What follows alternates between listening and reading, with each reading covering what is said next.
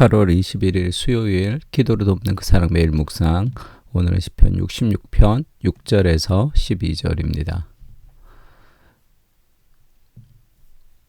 66편 12절 오늘 마지막 절에 보면 사람이 우리 머리를 타고 가게 하셨나이다. 우리가 물과 불과 물을 통과하였더니 이런 표현이 있죠. 그러니까 우리를 불과 물을 통과하였더니 이런 제목 가지고 오늘 좀 한번 나눠보려고 해요. 그러니까 하나님 우리를 인도하실 때 불과 물을 통과하도록 하신다는 것을 좀 기억하면 좋을 것 같습니다. 그러니까 첫 번째는 힘든 과정을 통해서 우리를 성숙시키신다라는 거 알아야 돼요.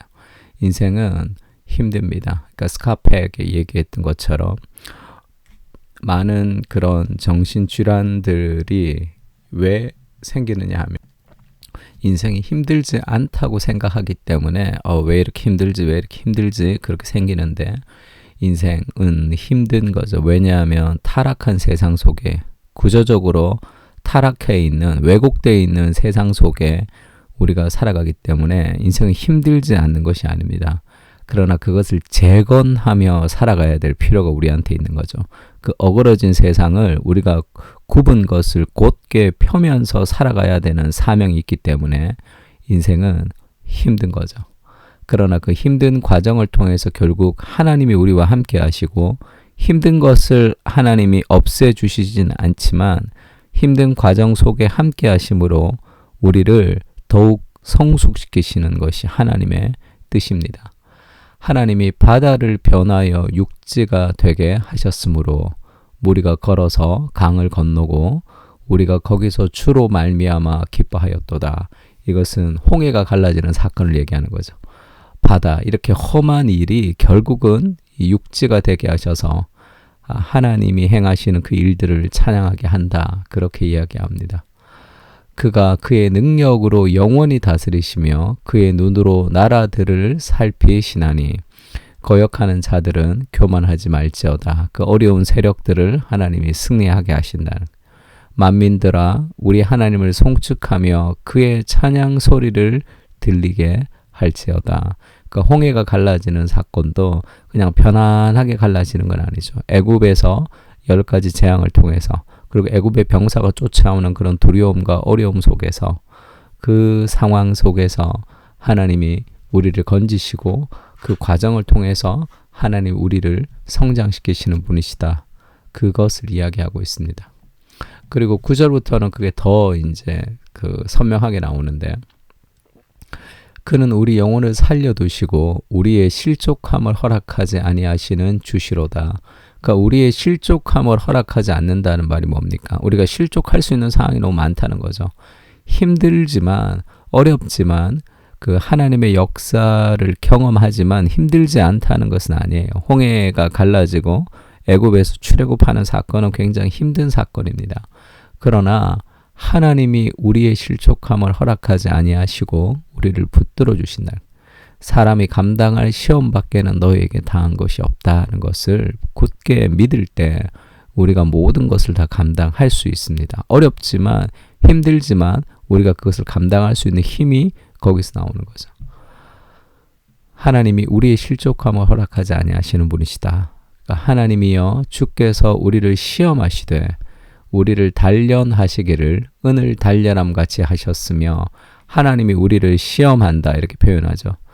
그 은을 단련함 같이 그 은이 어떻게 나옵니까? 뜨거운 그 용광로 같은 것을 통해서 이 은이 재련되는 거잖아요. 하나님이 우리를 단련하신다. 그러니까 우리 안에는 단련이 되며 덕지 붙어있던 것들이 떨어져 나가야 된다는 것을 알아야 됩니다. 내 생각, 내 판단, 내 감정, 내가 원하는 것을 하는 것은 결국 이 죄의 노예로 우리의 삶이 살아갈 수가 있어요. 우리가 하나님을 위해서 인생을 드린다는 것은 내가 원하는 것, 내가 원하는 감정, 내가 원하는 것을 추구하는 것이 아니라 하나님이 원하시는 것으로 덕지 붙어 있었던 내 삶에 잘못된 것들이 떨어져 나가야 되는 것을 얘기합니다. 그래서 결국 우리가 정결하게 되는 거죠. 단련되는 겁니다.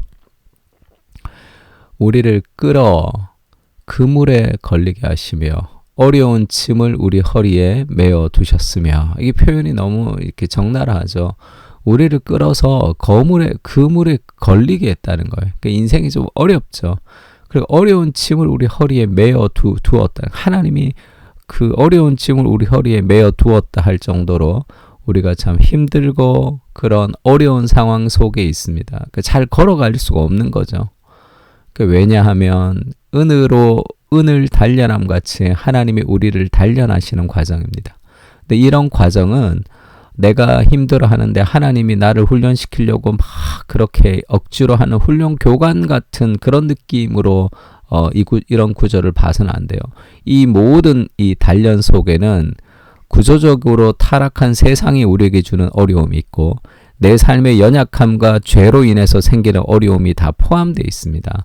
그런 나의 잘못된 선택과 나의 어리석음으로 우리가 경험하는 수많은 삶의 어려움이 포함되어 있지만 그 모든 것을 합력하여 선을 이루시면서 하나님이 우리를 성숙시키는 방식으로 만들어 가신다는 걸 알아야 돼요. 나는 100% 깨끗하고 순결한 사람인데 하나님이 갑자기 어려운 환경을 나한테 걸어주셔가지고 나를 막 고생시키시며 결국 자기가 원하는 것으로 만들어 가시는 그런 세디스트 같은 하나님이라고 하나님을 오해하지는 말아야 됩니다. 이런 모든 어려움은 다 나의 죄와 나의 잘못 그리고 이 세상의 구조적인 악한 세상 속에서 얽히고 설킨 삶의 복잡함이 함께 있는 거예요. 그러나 그 모든 것에도 불구하고 내가 죄 때문에 생긴 내 삶의 어려움에도 불구하고 하나님은 그것을 통해서 나를 성장시키십니다. 12절에 그렇게 얘기하죠. 사람들이 우리 머리를 타고 가게 하셨나이다. 우리가 불과 물을 통과하였더니 결국은 주께서 우리를 끌어내사 풍부한 곳에 들이셨나이다. 할렐루야. 결국은 하나님이 우리를 풍부한 곳으로 들이시기 위한 하나님의 과정이라는 것을 좀 알아야 됩니다.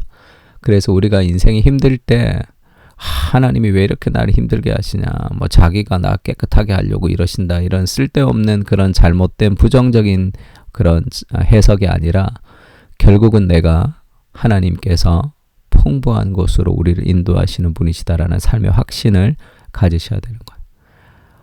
사랑하는 자들아, 견고하며 흔들리지 말며 항상 더욱 주의 일에 힘쓰는 자들이 되라. 너희의 수고가 주 안에서 헛되지 않은 줄을 알미라. 이런 말씀이 있죠.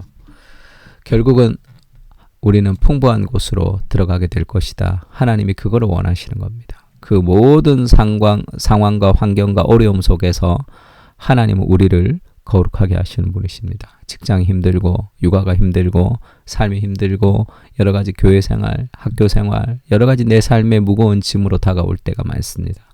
그러나 그럼에도 불구하고 그 속에서 주님과 동행하는 삶의 방식을 우리가 힘들게 배우는 것이고요. 그 배움을 통해서 결국은 우리 인생에 가장 풍성하며 거룩한 인격과 영적인 능력을 가진 사람으로 우리가 더욱더 성장하게 될 것입니다. 그것을 신뢰하는 거죠. 잠언에도 그런 말이 있죠. 도가니는 은을, 풀무는 금을 연단하거니와 여호와는 마음을 연단하시니라. 이런 말씀이 있습니다. 그리고 우리가 물과 불을 통과하였더니 이런 구절들도 우리가 봤죠. 이사야서 43장에 그런 말씀이 있죠. 너는 두려워하지 말라. 근데 힘들다고 너무 두려워하지 말라. 내가 너를 구원했다. 내가 너를 구속했고 내가 너를 지명하여 불렀나니 너는 내 것이라. 내가 그리스도의 목숨을 버리면서 너를 건져서 너는 내 것이다. 그러니까 물 가운데 지나갈 때 내가 함께한다. 너무 두려워하지 마라. 강을 건널 때 물이 너를 침몰하지 못할 것이며 불 가운데 지날 때 타지도 아니할 것이고 불꽃이 너를 사리지도 못할 것이다. 나는 대저 내 하나님 여호와니. 이렇게 말씀이 쭉 이어지잖아요. 성경은 우리를 너는 물 가운데 가지 않을 거야. 불 가운데 가지 않을 거야. 그렇게 얘기하지 않습니다. 우리는 물 가운데로 가고 불 가운데로 갑니다. 힘들고 어렵습니다. 그러나 내가 너와 함께 할 것이다. 이렇게 얘기하죠. 너는 내 것이다. 네가 네 인생의 주인이라고 생각하지 마라. 너는 내 것이다. 내가 네 인생을 가장 아름답게 인도할 하나님이다. 물 가운데 있고 불 가운데 있지만 결국은 풍부한 곳으로 인도하실 것을 신뢰하며 그것을 함께 나와 함께 걸어가자. 그렇게 하나님의 초대라고 생각하시면 좋을 것 같아요. 바울이 그렇게 얘기하죠. 우리는 우리 자신이 사형 선고를 받은 줄 알았으니, 이게 무슨 말이에요? 너무 힘들어서 내가 이제 죽는다 이렇게 생각까지 갔다는 거잖아요. 그 고통 속에서 바울이 두 가지를 깨달았습니다. 우리로 자기를 의지하지 말고 죽은 자를 다시 살리시는 하나님만 의지하게 하심이라. 인생의 고통은 우리가 얼마나 연약한 존재인지를 알게 합니다. 그러니까 우리가 늘 넘어지고 우리가 늘 좌절하는 것을 보여준다고. 그러면서 결국 내가 나를 의지하지 못하는 존재구나. 결국 하나님을 의지해야 되는구나 라면서 인생의 고통은 우리를 순결하게 합니다. 그러니까 그렇게 내가 멘탈이 강하게 되어서 고통을 이기는 존재가 되는 것이 아니다고 얘기했죠. 나는 약합니다. 그러나 하나님을 의지함으로 승리할 수 있는 거죠. 예수님도 마찬가지죠. 그분이 육체에 계실 때에 자기를 죽음에서 능히 구원하실 이에게 심한 통곡과 눈물로 간구와 소원을 올렸습니다. 왜 심한 통곡과 눈물로 간구와 소원을 올렸냐 하면 인생이 힘들었기 때문이고, 그리고 이 구원할 이 세상 사람들이 너무 아팠기 때문이죠. 그의 경건하심으로 말미암아 들으심을 얻었느니라. 그가 하나님의 아들이시지만 받으신 고난으로 순종을 배워서 온전하게 되셨다. 인생이 힘들지만 예수님마저도 인생의 고난을 통해서 순종을 배우셔서 온전하게 되셨습니다. 그래서 인생을 좀 돌아보세요. 우리가 그래도 이 정도 지금까지 신앙생활을 하게 된 것은 돌아보면 다 내 인생의 그 어려움이 우리를 이 정도까지 만들어 간 거야. 지금도 힘들 수 있고 앞으로 또 다른 어려움이 있을 수 있습니다.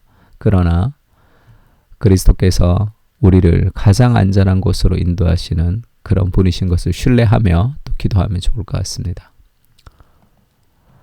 어려운 현실 속에서도 하나님이 함께 하심을 신뢰하며 잘하고 있음을 기억하게 하옵소서. 우리의 실족함을 허락지 아니하시는 하나님의 은혜가 오늘도 우리를 전진하게 합니다. 하나님 우리를 거칠게 다루시는 것 같을 때가 있지만 결국 우리는 전사로 성장하게 됩니다. 사람이 감당할 시험당함을 허락지 않으시는 하나님, 우리의 연약함을 통해 오늘도 승리하게 하옵소서. 아멘. 우리 다 같이 편을 가지고 같이 한번 기도하겠습니다.